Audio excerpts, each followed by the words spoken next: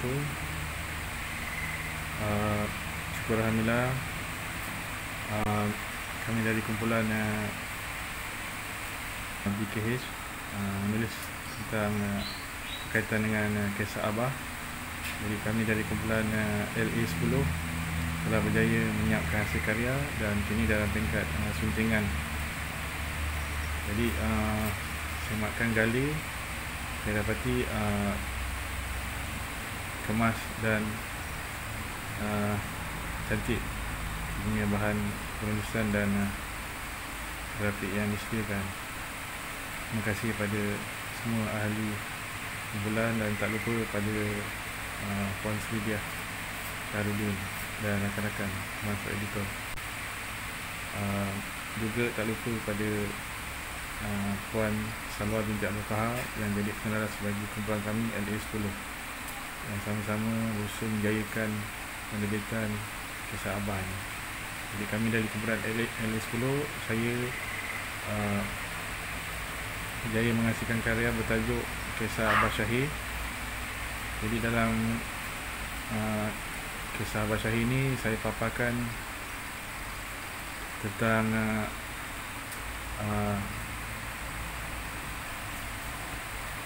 pengetahuan saya tentang latar belakang, sedikit latar belakang ayah saya, Cikgu Syahir bin Ibrahim, yang suka membaca dan mengkaji. Jadi antara kerja yang dia buat, dia suka membeli dan membaca akhbar, majalah dan buku. Jadi di rumah memang ada almari tempat menyimpan majalah-majalah dan buku-buku yang dia pernah beli dan pernah baca. Jadi sebagai sifatnya seorang guru dalam mendidik anak-anak muridnya, arwah Abah Syahir juga ada membekalkan majalah Kuntum, terbitan The Star Publication. Jadi tujuan utama dia membekalkan majalah Kuntum untuk anak-anak muridnya itu sebab dia mahu anak-anak muridnya menguasai kedua-dua bahasa, dua bahasa, iaitu bahasa Melayu dan bahasa Inggeris. Alhamdulillah, kalau saya berkunjung ke rumah di Kuantan, saya akan dapati banyak majalah Kuntum yang mahu diedarkan kepada anak-anak muridnya. Selain daripada itu, ayah juga, Abah Syahir juga pada masa lapang selepas bersara, dia mengusahakan tuition di rumah. Jadi dia panggil anak-anak murid yang di kampung berhampiran, iaitu kampung Jaya Gading dan kampung Seri Damai, Kuantan, mengadakan kelas tambahan untuk memajukan anak-anak muridnya. Ini terutamanya anak-anak murid sekolah rendah. Jadi untuk kemajuan dan pencapaian baik dalam UPSR antaranya. Selain daripada itu, Abah sebenarnya dalam kehidupannya dia dipercayai oleh masyarakat sekeliling. Jadi dia dilantik dan diamanahkan berbagai-bagai jawatan. Ada jawatan politik, jawatan sebagai pengurusi PIBG, jawatan kuasa surau, jawatan kuasa kampung. Jadi sejak Abah bersara, dia kata dia dah nak tumpukan perhatian pada keluarga, jadi dia lepaskan ke semua jawatan di politik, di sekolah atau di kampung. Jadi ramai orang terasa kehilangan inspirasinya yang boleh dilihat sebagai banyak membantu masyarakat sekeliling untuk sama-sama memajukan kehidupan seharian mereka. Jadi Abah kata, Abah tiba masa Abah menumpukan perhatian pada menumpukan perhatian kepada ibadah dia, sebab dia semakin tua dan semakin melepasi umur 60-an. Jadi dia selain daripada untuk urusan ibadah dia, Dia pun pindah rumah berhampiran dengan masjid di Seri Jaya, di kampung Seri Damai. Dan yang kedua, dia ingin lebihkan masa untuk bersama-sama keluarga, bersama-sama isteri dan bersama anak-anak, yang selama ni dia terpaksa kurangkan sebab kesibukan tugas mengajar, mendidik dan melaksanakan tugas-tugas bersama masyarakat. Selain daripada itu, pada waktu lapang ayah tak lupa untuk membantu anak-anak murid daripada kalangan keluarga yang susah. Pernah ayah ajak ke pekan untuk membelikan kasut, pakaian sekolah, baju, seluar, kain buat anak-anak murid yang kira hidup miskin dan susah. Jadi itu antara sumbangan jariah abah.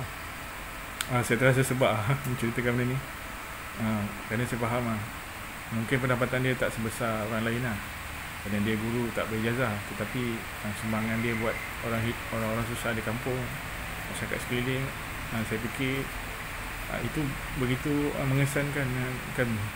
Walaupun macam tadi cakap, pendapatan tu tak besar, tapi alhamdulillah jadi berkat rezeki yang sama-sama dikongsikan bersama-sama masyarakat.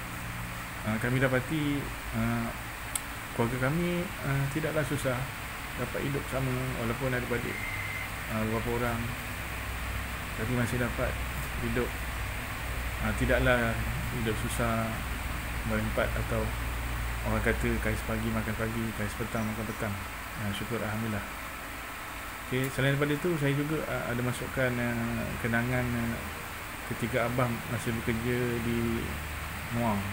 Dia kata pada satu ketika, satu hari dia pernah terlewat ke sekolah, jadi dia terpaksa menumpang lori sayur untuk ke sekolah.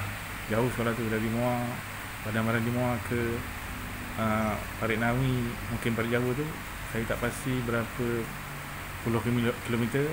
Anggaran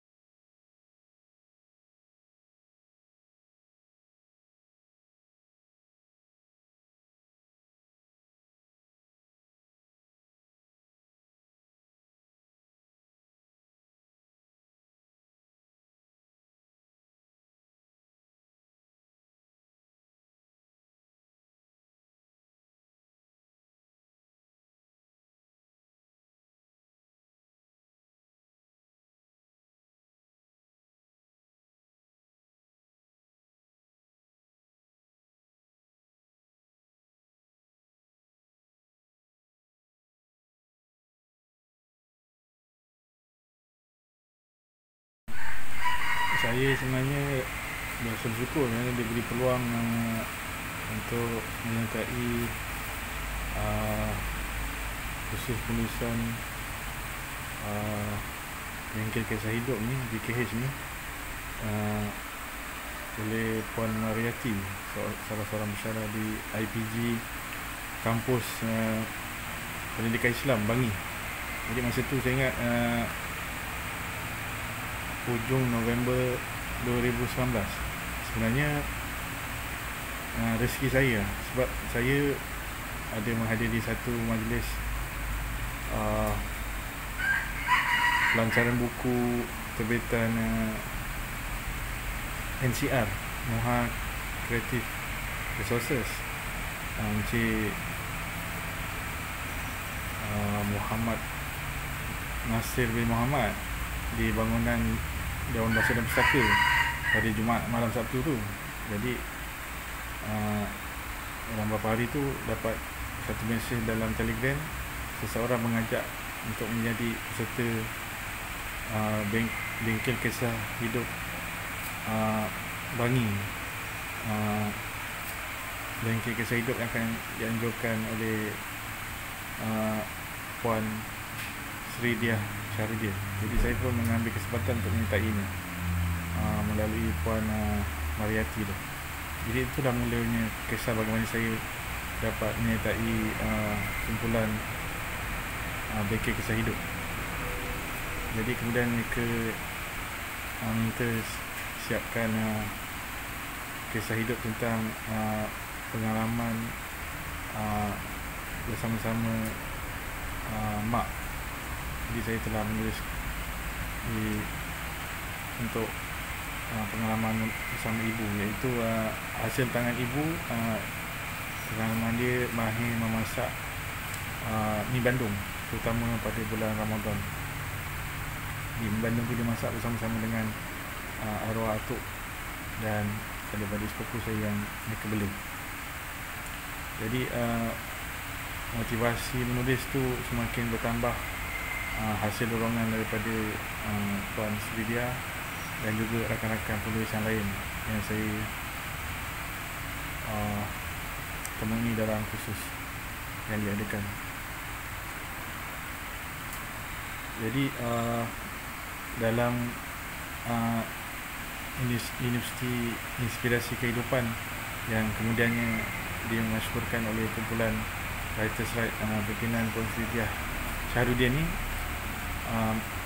mereka minta kami tulis kisah pengalaman bersama Abah. Jadi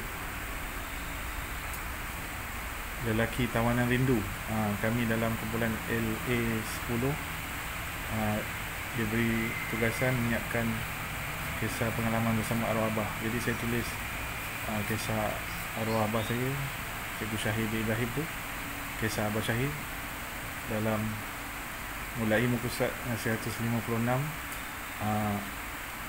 LA10 lelaki tawanan rindu. Jadi saya harap sesiapa yang berminat boleh dapatkan karya itu dengan menghubungi saya, rakan-rakan yang lain. Jadi boleh hubungi saya melalui Facebook Syahrul Nizam bin Syahir, okay, dan boleh tinggalkan pesan di situ. Jadi saya ucap syukur alhamdulillah dan ribuan terima kasih atas segala macam sokongan, dorongan dan galakan yang telah diberikan oleh rakan-rakan penulis. Dan saya ucapkan setinggi-tinggi tahniah pada kumpulan kami dan juga tak lupa kumpulan-kumpulan lain dalam Universiti Inspirasi Kehidupan yang telah berjaya sama-sama susah payah menulis. Kemudian ada yang pihak yang menghasilkan video untuk rakaman ucapan hari raya, dan ini rakaman untuk kempen jual buku. Jadi ini penerbitan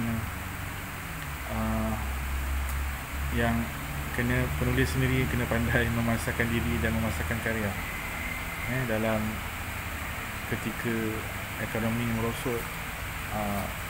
Pembaca dan peminat buku pun seolah-olah merosot. Jadi penulis sendiri kena bangun, mencari ikhtiar untuk sama-sama memajukan diri menulis, mencari kursus yang sesuai dan kemudian memasarkan diri dan memasarkan buku yang mereka hasilkan. Sekian saja. Assalamualaikum warahmatullahi wabarakatuh.